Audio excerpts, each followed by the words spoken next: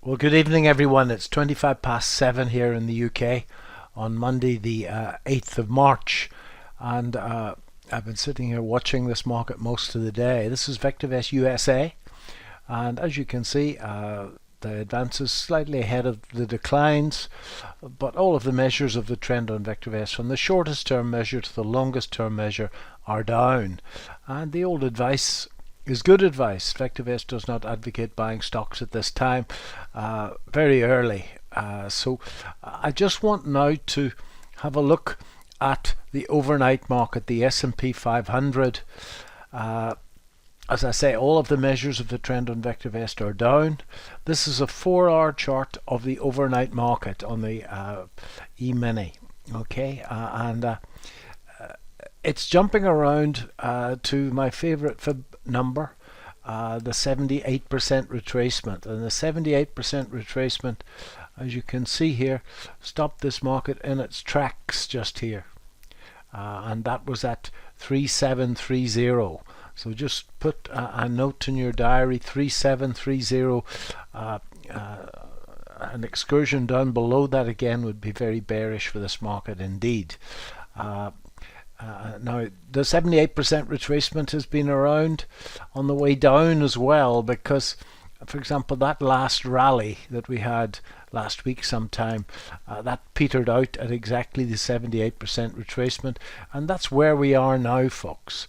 This market, this rally that we've had overnight, and that we had on the second half of Friday's session from those lows, as you can see, it's found resistance here at the 78% retracement of that. This is not a particularly pretty pattern on the way up.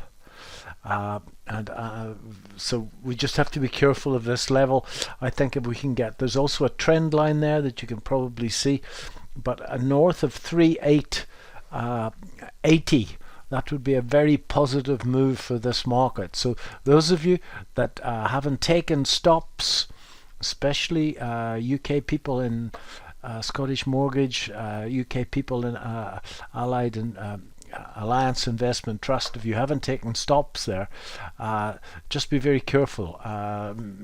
As long as it stays above this 3730 odd level, then hopefully you're going to be okay.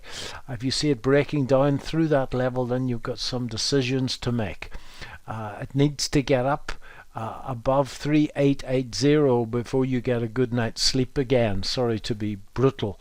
If we have a look at this on the hourly chart now, that's an hourly chart, and this push up off the lows here seems to be occurring in what is called a rising wedge. And that rising wedge, as you can see, that's the 78 plus the wedge. There's a trend line here as well, and from these lows we can see that we've got this trend line up. I don't know where we would draw it from. That spike probably not that much use, but something like that on the way up, and that is a bearish pattern, folks. It's called a rising wedge. It's a bearish pattern, and if that rising wedge were to fail, then we should see a very, very strong move up here. So 3880 is the level to watch. As you can see on this hourly chart, it's been shorted at that fib level for the last 4 hours now. Okay, so there's quite a bit of money changing hands here at that particular level. So far from being out of the woods in this downdraft yet, in my humble opinion, too early to be a buyer. And I would have thought that the best that we can hope for, if I can get rid of that line, the best that we can hope for is that we see a pullback to a low, make a rising bottom, and then away again. So I'll draw that trend line on for you somewhere about here. So close up around here, a daily close above 3880. At that stage, with any luck, the primary wave on VectorVest will have turned back up again, and then we're out of the woods. Too early for me to buy anything yet, and I shall be waiting for the short-term trend on VectorVest to turn up, and a medium-term measure of the trend known as the DEW, which has got quite a bit of work to do to turn up. So I hope you found this useful, folks. Those are the two levels that you should be watching, in my humble opinion, on the SP 500.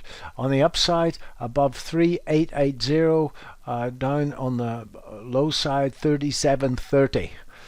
We've got shorts selling the market at 3880, and we've got longs buying the market at 3730. Until it breaks those two levels, I'm not quite sure what's going to happen. I remain quite bullish, however, but I'm always probably overly bullish. Thanks very much indeed. Bye bye.